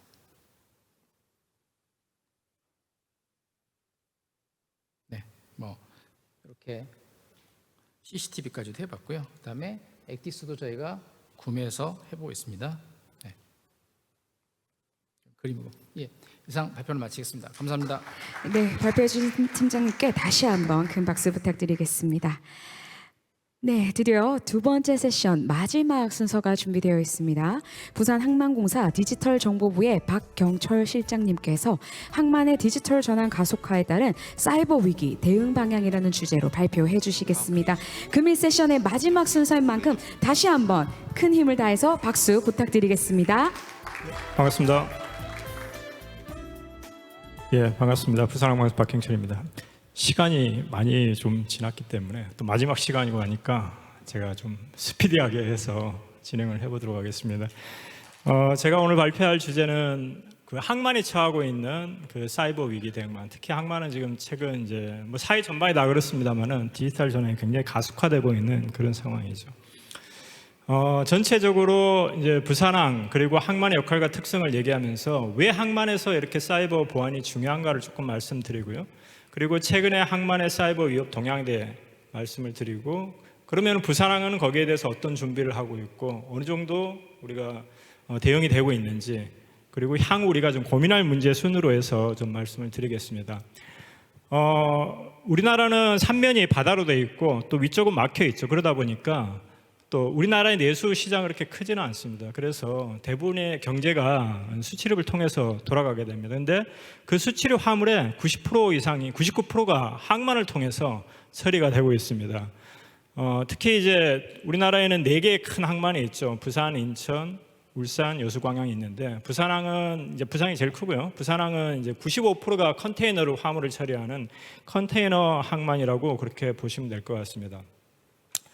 부산항은 연간 2,300만 TU, 2,300만 TU라고 하면은 TU라는 거는 그 작은 컨테이너 20피트짜리 한 6m 정도 되는데 그 TU 단위로 얘기를 하고 있고, 그게 2,300만 개 같으면은 지구를 한 3바퀴 반 정도를 도는 그 정도 양이라고 보시면 됩니다. 그래서 전 세계에서 물동량으로 7위, 그리고 환적으로 보면 한 1,200만 TU를 채하는 세계 두 번째 환적 항만입니다. 당연히 뭐 우리나라에서는 전국 1위 항만이고요. 항만의 역할은 뭐 다들 아시는 것처럼 해양과 그리고 육지를 연결하자는 하나의 어떤 수출입의 관문 역할을 하고 있습니다. 그래서 근데 그냥 이렇게 되는 게 아니라 보시는 것처럼 여기 이제 많은 이해관계자들이 포드라든지 선사, 터미널 운영사, 운송사 이런 여러 이해관계자들이 여기에 관여를 해서 화물을 이동하고 또 거기에 따른 정보도 이렇게 전달이 되면서 그렇게 비즈니스가 일어나고 있는 공간이라고 보시면 될 것 같고요. 그래서 항만의 주요 특징으로는 그 컨테이너라는 중량물을 다루기 때문에 거기에는 부두도 있어야 되고요. 또 배후 단지도 있어야 되고 도로라든지 철도 이런 대규모 투자와 인프라가 갖춰져야 되는 것입니다. 그리고 이런 컨테이너들을 효율적으로 다룰 수 있는 크레인, 또 YT라든지 이런 다양한 이송 장비들, 최근엔 또 자동화된 크레인이라든지 이런 어떤 첨단 기술을 활용하는 고도화된 장비들이 지원이 돼야지 되는 거고요. 그리고 또 하루에 수만 개의 화물들을 처리를 하기 때문에 수작업으로 이런 것들을 처리를 할 수가 없습니다. 그래서 정보 시스템의 도움을 굉장히 많이 받고 있죠. 그리고 여러 세외 항만이라든지 또 육상 물류라든지 또 각 이해관계자들 간에 그 연계가 돼야 되기 때문에 이 네트워크가 굉장히 중요한 부분이고요. 또 당연히 보안구역이기 때문에 통관이라든지 보안에 따른 관리들도 정말 중요하게 관리가 돼야 됩니다. 이런 그 항만들은 최근에 한 4, 5년 전부터 해서 스마트 항만이 굉장히 핫하게 키워드가 되고 있습니다. 그래서 스마트 항만 얘기를 많이 하고 있는데 뭐 찾아보면 여러 가지 개념적으로 뭐 비슷한 얘기들 하고 있었는데 키워드만 이렇게 보시면은 첫 번째는 이제 커넥티비티입니다. 그래서 이해관계자 간에 데이터를 잘 연계하는 게 중요하다. 그리고 오토메이션, 자동화로 지금 가고 있고요. 그리고 친환경, 앞에서 계속 얘기했던 것처럼 이제 그 연료를 친환경으로 이렇게 해서 항만 내에서 발생하는 그 미세먼지를 줄이자 하는 부분, 그리고 당연히 시큐리티에 대한 부분들, 그리고 세이프티 이런 것들이 주요 키워드가 되고 있습니다. 여기에 지원하는 기술들은 이제 데이터 플랫폼이라든지 클라우드, 블록체인, IoT, 5G, AI, AGV, 디지털 트윈, 또 에너지를 관리한 스마트 그리드라든지 EMS, 각종 지능형 CCTV, 드론 이런 것처럼 우리가 익히 들어왔던 그 4차 산업혁명 기술이라고 하는 모든 기술들이 여기 총망라돼서 지금 활용을 실제로 하고 있고 또 활용을 시도하고 있는 상황이다. 그러다 보니까 이 스마트 항만에서 가져가는 기술이 다양해지고 거기에 따른 복잡도가 올라가면서 사이버 위협에 대한 리스크도 많이 올라가고 있는 그런 상황이라고 보시면 될 것 같고요. 그래서 그러면 항만의 사이버 공격은 어떻게 얼마나 많을까? 전 세계적으로 제가 이제 데이터를 제가 찾을 수는 없어서 쉽게 그냥 챗GPT한테 한번 물어봤습니다. 전 세계적으로 항만의 어떤 그 사이버 공격 현황을 좀 알려줘 했더니 이런 그래프를 딱 주더라고요. 그래서 예상했던 대로 최근에 5년 동안 이렇게 항만에 대한 사이버 공격은 늘고 있고, 여기 숫자는 그냥 참고라고 합니다. 챗GPT도 그렇게 얘기하고 있고 그냥 일반적인 패턴만 참고하면 된다고 얘기를 하고 있고요. 최근 한 20년부터 21년 사이에 여기는 아마 이제 코로나도 겹치고 그때 디지털 전환이 많이 되면서 급격하게 좀 올라갔던 걸로 그렇게 파악이 되고 있고요. 실질적으로 항만의 사이버 공격이 일어났던 사례들을 보시면은 가장 가깝게는 이제 작년에 11월 달에 호주 시드니 항만을 랜섬웨어 공격으로 인해서 한 3일간 터미널 운영이 중단됐던 사례가 있습니다. 그리고 작년 7월에 일본 나고야 항만도 랜섬웨어 공격으로 한 5개 터미널이 반출입이 안 됐던 사례가 있고요. 또 22년도 있었고 쭉 있었고, 제일 우리가 기억하는 가장 큰 사건은 17년도에 머스크에서 랜섬웨어 공격으로 3주간 76개 터미널이 운영이 중단이 되면서 약 3억 불의 손실을 가져왔던 그런 사례들이 있습니다. 그래서 실제 항만에서 일을 하지 않은 분들은 뭐 이런가 보다 하지만, 여기 저도 그렇고 실제 항만 쪽에서 일하시는 분들은 굉장히 피부에 와닿고 있는 문제고, 앞서 제가 항만의 어떤 역할이라든지 경제적으로 미치는 영향들을 고려했을 때 항만의 터미널 운영이 중단됐을 때 미치는 경제적인 파급 효과는 굉장히 크다는 거죠. 그러면 어떤 보안 대책을 세워야 될까? 여러 가지 기술적인 얘기들이 많이 있습니다만은 IT 쪽에 관련된 여러 가지 네트워크 이중화, 방화벽 많이 있습니다. 당연히 해야지 되고요. 아울러서 지금 해야지 될 부분들은 항만이 자동화되고 있고 많은 설비들을 쓰고 있기 때문에 IT 보안뿐만 아니라 OT 보안에 대한 부분들, 그래서 여러 가지 제어 장비들에 대한 신뢰성이라든지 보안 정책을 제대로 업데이트하는지, 또 유지 보수할 때 어떻게 보안을 강화할 거냐, 또 다양한 장비들을 쓰기 때문에 거기에 대한 보안들을 어떻게 확보할 거냐는 부분들에 대한 고민들을 같이 해나가야 됩니다. 그럼 부산항은 어떻게 하고 있느냐? 부산항은 북항에 2개, 신항에 7개 터미널에 있습니다. 밑에 보시는 것처럼 자동화 수준이 북항에 있는 터미널은 오래됐기 때문에 수작업으로 대부분 이루어집니다. 크레인도 다 수작업이에요. 사람들이 앉아서 위에서 조정합니다. 신항은 점진적으로 저희들이 2010년도부터 이렇게 건설을 해서 오픈을 했기 때문에 2010년도에 오픈된 것들은 야드 크레인은 원격으로 조정하지만 암벽 크레인이나 야드 트레일러는 수기로 사람들이 조정을 합니다. 가장 최근에 오픈했던 7부드 같은 경우에는 야드 크레인, 암벽 크레인, 야드 트레일러까지 전부 다 완전 자동화가 되어 있습니다. 그래서 굉장히 다양한 형태의 터미널들이 이렇게 운영이 되고 있다. 거기에 따른 보안 수준도 굉장히 다양하다라고 이해를 하시면 될 것 같고요. 완전 자동화부도 말씀드린 것처럼 이렇게 전체가 다 자동화되어 있고요. 그리고 부산항에서 데이터를 주고받는 부분들도 제일 중요한 거는 터미널 운영사의 토스라는 시스템이 가장 핵심 시스템입니다. 거기에 선사가 가지고 있는 시스템들, 그리고 해양수산부에서 운영하는 포트미스라는 각종 행정 처리를 하는 시스템, 또 관세청에서 세관 업무를 처리하는 유니패스라는 시스템도 있고, 저희들이 운영하는 체인포탈이라는 시스템도 있습니다. 그리고 이 사이에 데이터를 중계해주는 KLN하고 KTNet의 EDI 중계망 서비스, 이런 각각의 오너십이 다른 시스템들, 그리고 다른 시스템들이 서로 유기적으로 이렇게 돌아가면서 운영을 하고 있기 때문에 어느 하나의 시스템만 잘 관리된다고 해서 되는 게 아니라 모든 시스템들이 균형 있게 보안 관리가 잘 돼야 된다는 게 중요하고요. 그래서 말씀드린 것처럼 이렇게 각각의 오너십도 다르고 시스템 역할도 다릅니다. 이 모든 시스템들이 같이 좀 관리가 돼야지 되는 거고, 그래서 부산항의 사이버 공격 현황을 좀 조사를 해보니까 최근의 겁니다. 모든 터미널이 아니고요. 그 중에 한 3개 정도를 조사를 해봤는데, 최근에 이제 IP 위협 IP 접근 시도도 이렇게 급격하게 올라오고 있고, 또 사이버 공격 유형도 보시면은 최근 6개월간 해킹이라든지 취약점 스캔들이 많이 생기고 있는 것을 볼 수가 있습니다. 사실 이게 이제 실제 항만의 어떤 그 실질적으로 공격이 성공을 해서 영향을 준 건 아니지만 이런 시도들이 많이 일어나고 있다라고 보시면 될 것 같고요. 그러면은 앞으로 어떻게 관리를 해야 되느냐?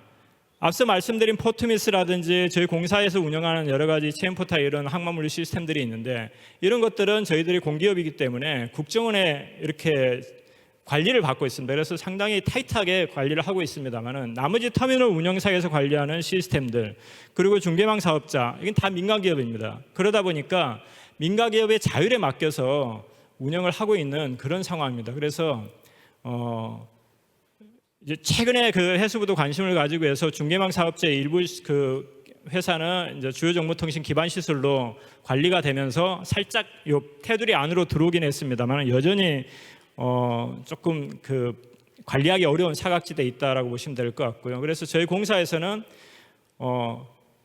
결국에 그래서 제가 말씀드리고 싶은 거는 이 민간 기업이다 보니까 저희들이 터미널을 임대해주고 있지만 터미널에 가가지고 시스템을 어떻게 그 보안을 어떻게 관리하십시오, 어떻게 관리합니까라는 것들을 저희들이 강제적으로 가이드를 할 수가 없습니다. 지금은.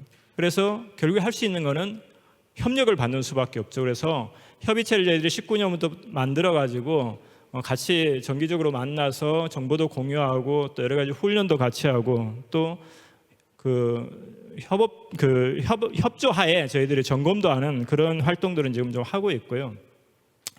실질적으로 점검을 해보니까 터미널마다 그 보안의 관리도 그 편차도 굉장히 좀 차이가 많이 나고 있습니다. 그래서 가장 최근에 저희들이 이제 했던 부분은 사실은 항만 쪽 특히 부산항 같은 경우는 다양한 터미널이 있고 여러 이해관계자가 있고 또 말씀드린 것처럼 터미널마다의 어떤 그 수준도 차이가 많이 나기 때문에 아직까지 조금 어떻게 보면은 이 터미널이 가지고 있는 항만이 가지고 있는 중요성에 비해서 사이버 보안은 앞으로 해야 될 일들이 저는 많다고 생각을 하고 있고 그래도 다행히 최근에 이제 정부에서도 많이 관심을 가져서 여러 가지 노력들을 하고 있고 그 중에 하나가 해수부하고 저희들이 같이 해서 항만의 하역 장비에 대한 사이버 보안 그 가이드라인을 만들었습니다. 그래서 항만은 이러이러한 사이버 보안 가이드라인을 지켜야 된다는 것들을 이제 저희들이 만들어서 올해 5월 달에 이게 완료가 됐고 이제 배포를 하게 됩니다. 배포를 하고 또 올해에는 또 부산항 사이버 공격 대응 훈련을 이제 정부랑 민간이랑 같이 해서 훈련도 실시를 하고 뭐 그런 역할들을 좀 하고 있고요. 향후 우리가 해야 될 부분들은 저는 가장 중요한 거는 거버넌스 부분이라고 생각을 합니다. 그래서 언제까지 협조적으로 할 수도 있고 자율에 맡겨놓을 수도 없는 부분이기 때문에 민간 터미널에 대한 그 사이버 보안 가이드를 만들었지만 이 가이드를 지킬 수 있도록 저희들이 강제할 수는 지금 없는 상황입니다. 그래서 이런 것들을 점검할 수 있는 제도라든지 규정 이런 것들이 좀 앞으로도 필요하다고 생각하고 저도 틈나는 대로 계속 얘기를 하고 있고요. 또 사이버 위기가 발생했을 때 어떤 체계로 관리할 거냐는 매뉴얼, 대응 체계도 필요하고 또 관제 부분에 있어서도 아직까지 터미널에 관제를 하고 있는 데도 있고 사이버보안 관제가 안 돼도 아주 기본적인 것인데도 불구하고 여러 가지 이유로 지금 못하고 있는 데도 있습니다. 그래서 이런 것들을 어떻게 공동으로 해서 좀 운영할 수 있느냐 하는 부분들 그리고 향후 스마트 항만으로는 결국 갈 수밖에 없습니다. 저희들이 이제 내년에 또 2-6 터미널이 또 오픈이 되고요. 또 향후 2030년까지 진해 항만까지 개발 계획이 돼 있는데 앞으로 오픈하는 터미널들은 전부 완전 자동 항만입니다. 그래서 거기에 맞춰서 사이버 보안에 대한 기준들도 계속 정비를 해 나가야 되는 부분들이 앞으로 저희들이 좀 고민해야 될 문제가 아닌가 생각을 하고 있습니다. 예, 이상 발표를 마치겠습니다. 네, 다시 한번 감사드립니다. 항만의 디지털 전환 가속화에 따른 사이버 위기 대응 방향에 대해서 실장님께서 발표를 해주셨습니다. 네, 드디어 마지막 패널 토론이 준비되어 있습니다. 저희 플로어 현장에도 앉아 계신데요. 저희 유튜브에도 여전히 180분께서 코마린 컨퍼런스를 함께 해주시고 계십니다. 잠시 저희가 자리가 세팅이 되면 저희 패널을 이끌어 주실 임정빈 교수님 모시도록 할 텐데요. 잠시 준비되는 동안 안내 말씀을 드리도록 하겠습니다. 코마린 컨퍼런스는 내일 이 시간 이 자리에서 동일하게 10시에 진행이 됩니다. 내일도 풍성한 세션들로 준비가 되어 있고요. 다양한 토론 그리고 가장 최신의 이슈, 가장 트렌디한 내용들이 담겨져 있습니다.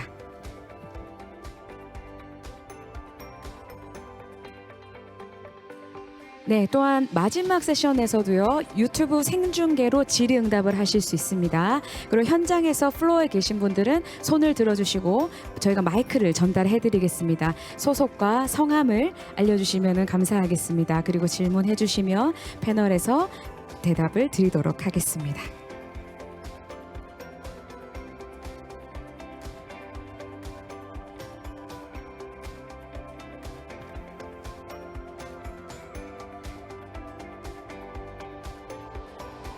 네, 마지막 세션에서 시간을 너무너무 잘 조정을 해주셨습니다. 그래서 저희가 충분하게 오늘 종료하는 시간까지 패널을 운영할 수 있게 되었습니다. 네, 먼저 마지막 토론을 힘차게 이끌어 주실 국립한국해양대학교 임정빈 교수님을 무대로 모시겠습니다. 마지막까지 큰 박수 부탁드리도록 하겠습니다. 네, 이어서 발표해 주신 네 분의 연사들 우리 좌장님께서 초대하고 계시고요. 네, 모두 올라오셔서 뜻깊은 마지막 패널을 시작하도록 하겠습니다. 최근에 가장 이슈가 되었던 내용들인데요. 뉴스에서도 가장 많이 언급됐던 내용인 것 같습니다. 자, 그러면 이제 저는 토론의 진행을 좌장이신 국립한국해양대학교 임정빈 교수님께 넘기도록 하겠습니다. 마지막 패널이니까요. 정말 마지막으로 힘껏 박수 드리겠습니다. 교수님 진행 부탁드리겠습니다. 네, 감사합니다. 인천에 이어서 부산에서 계속해서 제가 이제 참석을 하게 됐는데요. 하여튼 끝까지 남아주셔가지고 경청해주신 그 플로에 계시는 우리 내기빈 여러분 대단히 감사합니다. 오늘 발표는 지금 한 3년 전부터 해가지고 사이버 보안에 관련된 것을 많이들 발표해 왔습니다만 드디어 이제 사건이 터진 것 같습니다. 사건이 터지면 누가 책임질 것이냐까지 온 겁니다, 지금. 사실은 오늘 고려대학의 김인영 교수님은 옛날에 선장까지 하셨던 분이고 저희 선배님이지만 이 해상법을 갖다가 굉장히 이제 꾸준하게 오셨는데 사이버 보안까지 하시면서 오늘 굉장히 그 좋은 말씀을 하신 것 같아요. 그리고 잘 아시는 것처럼 선박은 항만을 통해서 다음 항만까지 가는데 적절한 항로가 있어야 됩니다. 그것을 지금까지는 우리는 이 내비게이션이라고 어떤 그 개념을 갖고 불렀는데 오늘 드디어 디지털 루트라고 하는 또 새로운 개념을 저희들은 들었습니다. 자율운항 선박이 탄생하는 현 시점에서 이 디지털 루트라고 하는 것이 생긴다면은 자율운항 선박이 더더욱 빨리 개발될 것이고 그리고 자율해운이라고 부르는 새로운 해운 산업도 일어날 것입니다. 그러나 문제는 사이버 테러가 발생한다면 어떻게 될 것이냐가 또 관건이었었고 그거에 관련돼 가지고 또 발표가 있었습니다. 그래서 오늘 네 분의 말씀은 현재까지 재래식 해운이든 새로운 해운이든 항만을 출항해서 항만까지 도착할 때까지 선박에서 발생했던 해운 그리고 그거에 대한 대응책 그리고 만약 문제가 터진다면은 누가 그걸 책임질 것이냐까지 오늘은 그 발표를 했던 귀중한 자리인 것 같습니다. 먼저 귀중하게 아직까지 그 자리를 차지하고 계신 우리 플로 쪽에 마이크를 넘기도록 하겠습니다. 혹시 질문이라든가 있으시면 손을 들고 말씀해 주시기 바랍니다.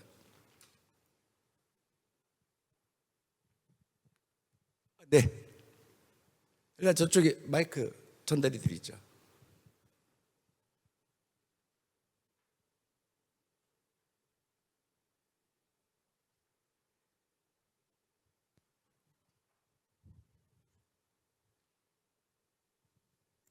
예, 안녕하십니까. 저 한국성급에서 온 이직이라고 합니다. 이한진 책임연구원님께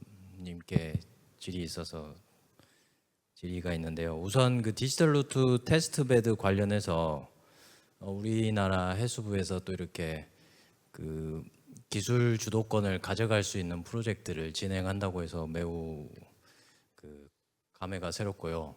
그 이제 유럽 쪽 그 항만하고 호주 쪽하고 이렇게 협력을 하시는 걸 봤는데 이제 통상적으로 제가 알고 있기로는 이제 일본 쪽도 이런 부분에 상당히 관심이 많을 것 같은데 혹시 그리고 또 일본은 ISO 스탠다드나 이런 걸 할 때도 상당히 주도적으로 했던 걸로 알고 있거든요. 근데 이제 혹시 뭐 일본 쪽에 어떤 그 활동이 있는지가 좀 궁금하고 그 다음에 이제 그 이게 결국은 IMO 스탠다드로 들어와서 액디스 쪽에 이제 반영이 된다고 하셨는데 이제 우리나라에 있는 그 액디스 제조 업체들은 또 어떻게 대응을 하고 있는지 궁금합니다.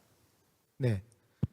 예, 질문 감사드립니다. 첫 번째로 그 일본 같은 경우에 이제 iOS 스탠다드는 이제 스마트 선박이 이제 메인인 이슈였었죠.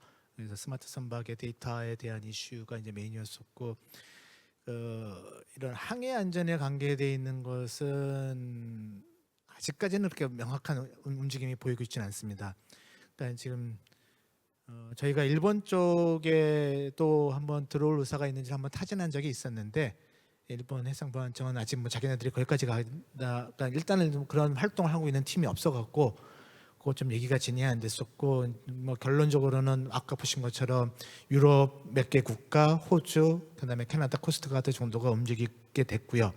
그다음에 USCG도 한번 컨택을 했었는데 거기에는 이제 자체적으로 별도 로드맵을 갖고 다루고 있는데 사용되는 표준 체계는 이제 같은 표준 체계로 하는 걸로 해서 아마 그 표준을 적용하는 데 있어서는 글로벌리 크게 이슈는 없는 걸로 물론 이제 아시아 국가가 한국밖에 없다라는 건 하긴 했는데 그렇다 하더라도 EU하고 저쪽 미주 지역이 어느 정도 포함이 됐기 때문에 글로벌리 받아들여지는 데는 큰 문제는 없을 걸로 생각을 하고 있고요. 액디스 같은 경우에 이제 국내 액디스 업체들이 저희 그 프로젝트에 들어와 있긴 합니다. 모두가 들어와 있는 건 아니지만은 일부 팀들이 들어와 갖고 실제 그 27년, 28년 선박에 올려서 테스트하기 위한 액디스를 같이 지금 개발을 하고 있고요. 근데 이런 액디스 업체, 뭐 국내 업체뿐만 아니라 해외 업체 모두가 다 갖고 있는 가장 큰 이슈는 IHO의 S백 관련되어 있는 그 데이터들이 언제 다 시장에 나올 거냐. 그러니까 뭐 이제 이건 각국의 또 정책하고 맞물려 있어 갖고 그게 아마 이제 가장 큰 이제 그 데스밸리로 남아 있는 상황입니다. 네, 감사합니다. 또 질문이 있으십니까?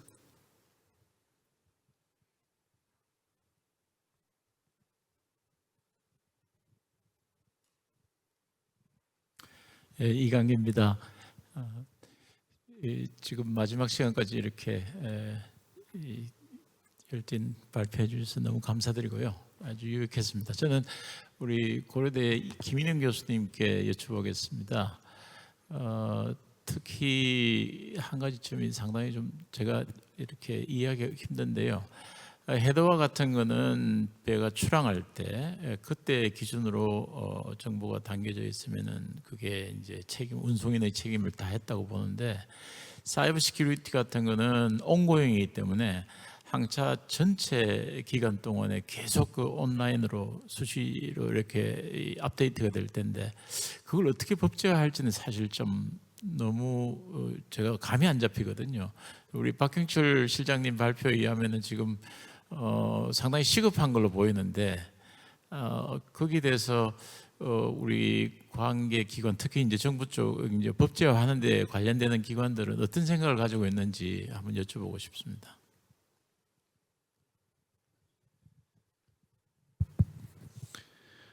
예, 좋은 질문 감사합니다.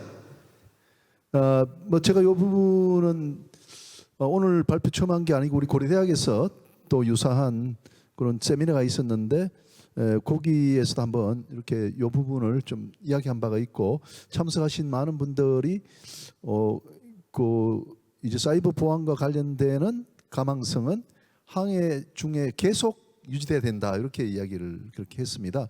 그래서 사실은 이제 그 현재 우리가 가지고 있는 법제도 자체가 낡았다고 볼 수가 있죠.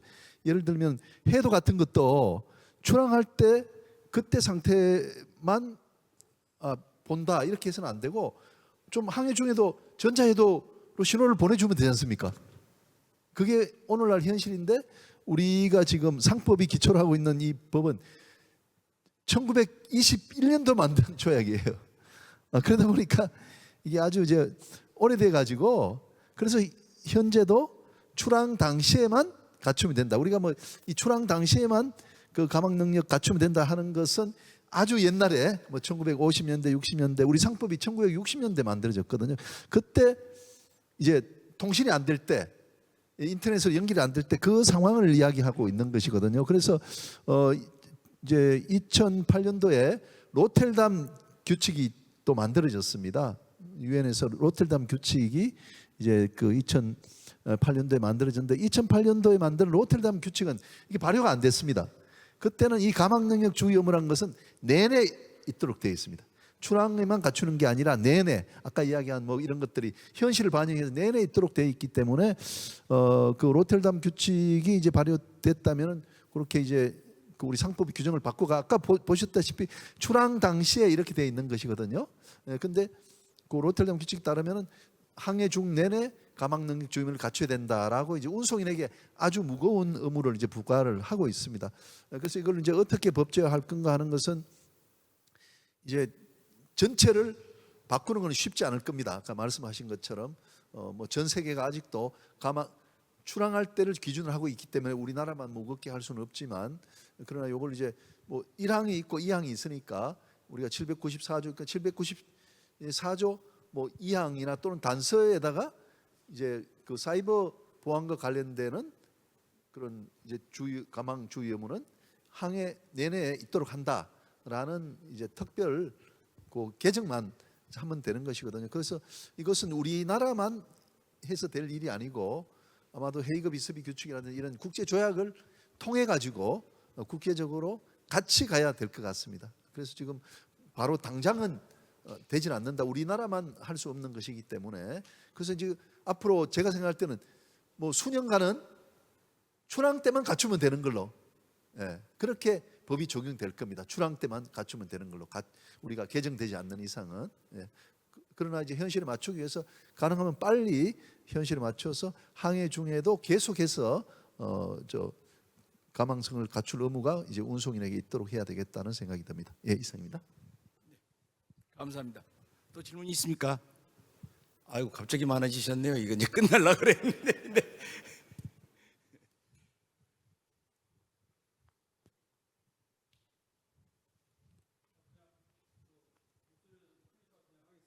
방송에 나와야 되기 때문에 마이크를 좀 해주시고. 한국 조선행의 안광원입니다.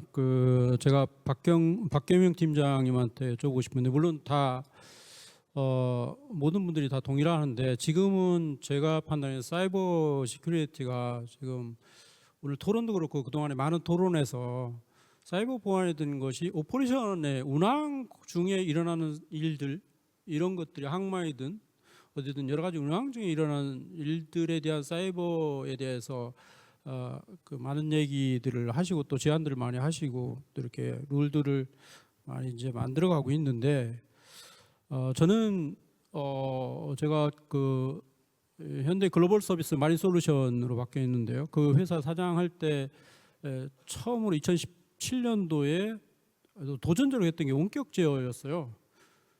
그 이유가 뭐냐면 그때 인도됐던 선박들이 전부 다 옛날처럼 그 메케니컬 모드로 돼 있는 게 아니라 이제 전부 다 전자 제어로 다 바뀌었고 그다음에 지금같이 친환경 연료로 가면서 모든 사이클들이 디젤 사이클에서 오토 사이클을 다 바뀌면서 이제 전자 제어가 다 들어가지 않으면 안 되고 그런 시스템이 전부 다 컨트롤에서 다 이루어진단 말이죠. 그러면 그 운항하는 모든 과정 중에 어떤 일이 발생됐을 때의 어떤 결과 이런 거를 법적으로 어떻게 할 거냐 이런 쪽도 중요하지만 원격 제어할 때는 실제 상황에서 육상에서 배 운항하는 배 상태들을 직접 컨트롤한단 말이에요. 실시간으로 리얼타임으로 한단 말이죠. 그럴 경우도 원격 제어나 이런 부분에서 하면서 사이버 시큐리티가 굉장히 중요한 부분이 됐어요. 잘못하면 내가 배를 인천에서 부산으로 가려고 하는데 인천에서 러시아로 보낼 수도 있고 그다음에 뭐 엔진을 세울 수도 있고 막 이런 상황이 이제 벌어진단 말이에요. 여러 가지. 그러면 결국은 계열 쪽에서는 그런 부분에 대해서 전부 다 이게 사이버 시큐리티가 다 연계되는데 그런 부분이 선박의 설계부터 시작해 가지고 인도하고 운항하는 모든 전 과정에 대해서 어떻게 룰 리퀘어먼트를 줄 것이고 이게 클래스를 오픈할 건지 이런 부분들이 되게 중요하거든요. 그런데 전체적으로 지금은 이제 운항 과정 중에는 사이버 시큐리티에 대한 부분들만 주로 얘기를 하지 그런 부분에 대해서는 아직 지금 언급되지를 잘 안 하고 있는데 지금 그게 어떻게 되어 있는지하고 또 그 다음에 그럼 글로벌로 서로 간에 어떤 코퍼레이션이 이루어져야 되는데 국가별로 그런 부분들을 어디까지 지금 진행하고 있는지 좀 말씀해 주시면 감사하겠습니다. 예, 질문 감사합니다. 근데 이제 질문이 제가 많은 부분이 좀 이해 안 된 부분도 있지만 일단 말씀을 드리겠습니다. 이제 첫 번째가 운항 중에 지금 하는 거는 현재 선박에 대해서 이제 빔코라든지 가이드라인을 계속 만들어내 가지고 현재 상황에서 선사에서 혹은 운항관에서 할 수 있는 최선의 어떤 행위들을 해왔습니다. 그러다 보니 시스템이 갖춰져 있지 않기 때문에 어쨌든 지금 6월이 26, 27로 해서 선박의 시스템부터 갖추자. 이제 여기에 된 겁니다. 말씀하시는 것처럼 이전에는 시스템이 전자화되지 않았기 때문에 거기에 대한 필요성을 느끼지 않았는데 그게 되기 시작하면서 운항 중에 했어야 될 필요한 관리적이나 물리적이나 기술적인 보완들을 어느 정도 해왔고요. 근데 더 중요한 거는 선박이 처음에 건조될 때부터 이게 좀 고려가 됐으면 좋겠다. 이 부분까지 현재는 와 있습니다. 지금 이제 말씀하시는 부분 중에 원격 제어나 이런 건 타 산업에서 드론이라든지 뭐 로봇이나 이런 데에 대해서 요구 사항들이 있고요. 선박도 그런 기술들을 저희가 저희 선급에서 일부 뭐 국정연구나 연구에서 좀 활용을 해보고 있습니다. 근데 그 부분은 선박이 너무 거대하고 선박을 운항 중에 테스트하기가 힘든 부분들이 있기 때문에 그 부분들을 어떻게 할 거냐 이런 부분에 대해서 좀 연구를 하고 있는 단계다라고 봐주시면 좋겠고 그러나 기술들은 많이 진보돼 있다. 근데 반대로 해커들도 계속해서 진화가 되고 있더라. 여기 이제 양립이 되어 있고요.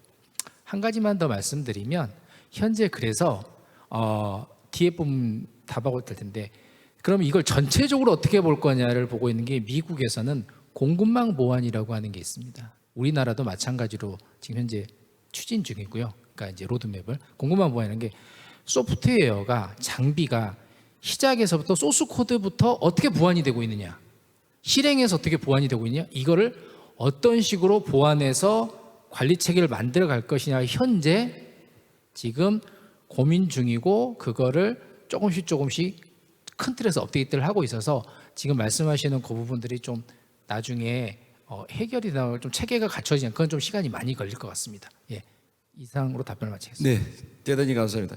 여기가 30분까지는 마쳐야 되기 때문에 제가 사회적 언어로 일단 플로우는 이제 끊고요. 마지막으로 우리 박경재 실장님 지금 항만만 말씀하셨는데 사실은 항만, 선박 그리고 화물 그다음에 뭐 트럭 아까 지금 말씀하신 것처럼 모든 것들이 함께 생각이 돼야지만 사이버 보안이 이루어지는 거 아니겠습니까? 그러면 현재는 항만과 선박 사이에 어떤 그 전략적 관계라든가 교육이라든가 훈련이라든가 사이버 보안에 관련돼 가지고는 어느 수준까지 지금 되고 계시는지요?